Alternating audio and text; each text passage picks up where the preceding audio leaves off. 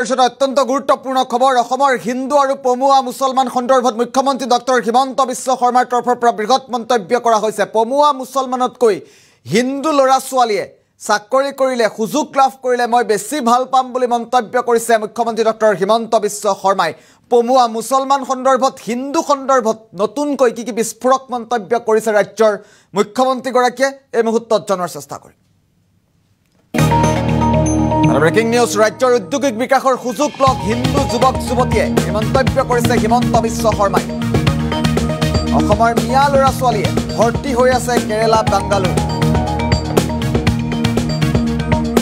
য'তেই যোৱা হয় কেৱল বৰপেটা কলগাছিয়া জনিয়াৰ ল'ৰা ছোৱালীক মই লগ পাওঁ মন্তব্য কৰিছে হিমন্ত বিশ্ব শৰ্মাই।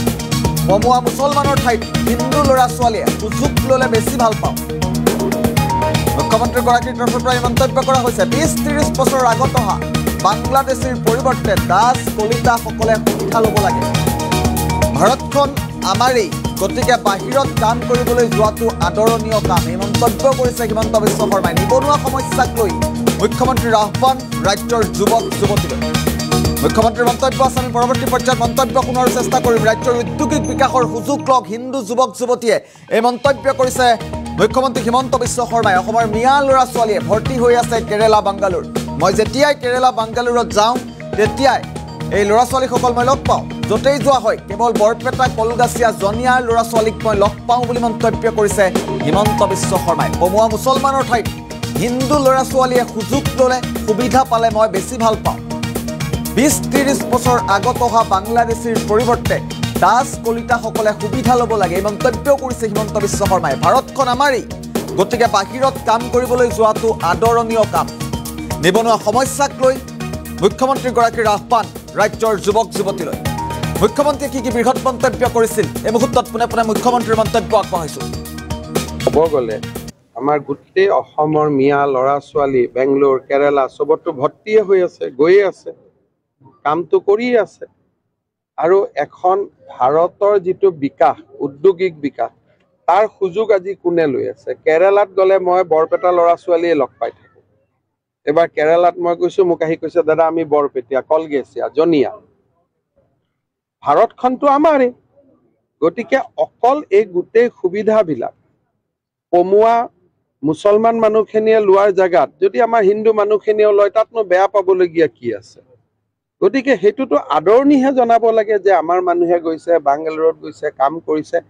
চল চক্ৰান্ত কৰি চাকৰি দিম বুলি বোলে মানৱ সৰবৰাহ কৰিছে তেতিয়া বেলেগ কথা। চাকৰি কৰিবৰ কাৰণে যদি কোনোবা ইয়াৰ পৰা মানুহ গৈছে তাততো এইটো আমি আদৰণিহে জনাব লাগে। ঘৰত ইয়াত যদি ৩০০০ টকা ইনকাম পোৱা নাই, ২০,০০০ টকা ক'ৰবাত গৈ কাম কৰি আছে, ভাৰতখনতো আমাৰে হয়। গতিকে আমাৰ দেশত আমি নগৈ কোনে যাব? এতিয়া আমাৰ দেশত কোন গৈছে? যিসকল বাংলাদেশৰ পৰা আহিছিলে ২০-৩০-৪০ বছৰ আগত, তেওঁলোকে হায়দৰাবাদ অন্ধ্ৰপ্ৰদেশ বাংগালুৰুত গৈ সুবিধা লৈ আছে। তাৰ জাগাত আমি দাস কলিতা মানুহবিলাকে সুবিধা ল'ব লাগে, এইটো বেয়া কথা নহয়। ২০-৩০ বছৰ আগতে তেওঁ মন্তব্য কৰিছে। মুখ্যমন্ত্ৰীগৰাকীৰ তৰফৰ পৰা বৃহৎ মন্তব্য কৰা হৈছে। ভাৰতখন আমাৰেই, নিবনুৱা সমস্যাক লৈ মুখ্যমন্ত্ৰীয়ে আহ্বান জনাইছে হিন্দু যুৱক যুৱতীসকলক সুবিধা ল'বলৈ আহ্বান জনাইছে। পমুৱা মুছলমানৰ ঠাইত যদি হিন্দু ল'ৰা ছোৱালীয়ে সুযোগ লয় মই বেছিহে ভাল পাম বুলি কৈছে। ৰাজ্যৰ ঔদ্যোগিক বিকাশৰ সুযোগ লওক হিন্দু যুৱক যুৱতীয়ে। অসমৰ মিয়া ল'ৰা ছোৱালীয়ে ভৰ্তি হৈ আছে কেৰেলা বাংগালুৰু। য'তেই যোৱা হয় কেৱল বৰপেটা কলগাছিয়া জনিয়াৰ ল'ৰা ছোৱালী মই লগ পাওঁ, এই মন্তব্য কৰিছে হিমন্ত বিশ্ব শৰ্মাই। পমুৱা মুছলমানৰ ঠাইত যদি হিন্দু ল'ৰা ছোৱালীয়ে সুযোগ লয় তেন্তে তাত বেয়া পাবলগীয়া একো নাই, এই মন্তব্য কৰিছে হিমন্ত বিশ্ব শৰ্মাই। কি কৈছিল মুখ্যমন্ত্ৰীগৰাকীয়ে? ২০-৩০ বছৰ আগত অহা বাংলাদেশীৰ পৰিৱৰ্তে দাস কলিতাসকলে যদি সুবিধা পায় মই ভাল পাম। মুখ্যমন্ত্ৰীৰ মন্তব্য যিহেতু আছে আমাৰ হাতত এই মুহূৰ্তত, পুনৰবাৰ মুখ্যমন্ত্ৰীৰ মন্তব্য শুনাৰ চেষ্টা কৰিম।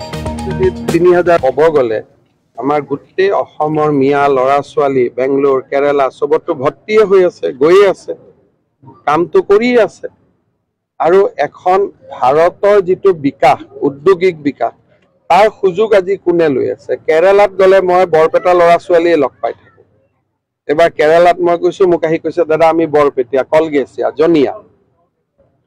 ভাৰতখনতো আমাৰেই, গতিকে অকল এই গোটেই সুবিধাবিলাক পমুৱা মুছলমান মানুহখিনিয়ে লোৱাৰ জেগাত যদি আমাৰ হিন্দু মানুহখিনিয়ে লয় তাতনো বেয়া পাবলগীয়া কি আছে? গতিকে সেইটোতো আদৰণিহে জনাব লাগে যে আমাৰ মানুহে গৈছে, বাংগালোৰত গৈছে, কাম কৰিছে, চল চক্ৰান্ত কৰি চাকৰি দিম বুলি বোলে মানৱ সৰবৰাহ কৰিছে, তেতিয়া বেলেগ কথা। চাকৰি কৰিবৰ কাৰণে যদি কোনোবা ইয়াৰ পৰা মানুহ গৈছে, তাততো এইটো আমি আদৰণিহে জনাব লাগে। ঘৰত ইয়াত যদি ৩,০০০ টকা ইনকাম পোৱা নাই, ২০,০০০ টকা কৰবাত গৈ কাম কৰি আছে, ভাৰতখনতো আমাৰে হয়। গতিকে আমাৰ দেশত আমি নগৈ কোনে যাব? এতিয়া আমাৰ দেশত কোন গৈছে? যিসকল বাংলাদেশৰ পৰা আহিছিলে ২০, ৩০, ৪০ বছৰ আগত, তেওঁলোকে হায়দৰাবাদ, অন্ধ্ৰপ্ৰদেশ, বাংগালোৰত গৈ সুবিধা লৈ আছে। তাৰ জাগাত আমি দাস কলিতা মানুহবিলাকেও সুবিধা ল'ব লাগে, একোতো বেয়া কথা নহয়। ক'ব গ'লে আমাৰ গোটেই অসমৰ মিয়া ল'ৰা ছোৱালী বেংগলোৰ, কেৰালা চবতো ভৰ্তিয়ে হৈ আছে, গৈয়ে আছে, কামটো কৰিয়ে আছে।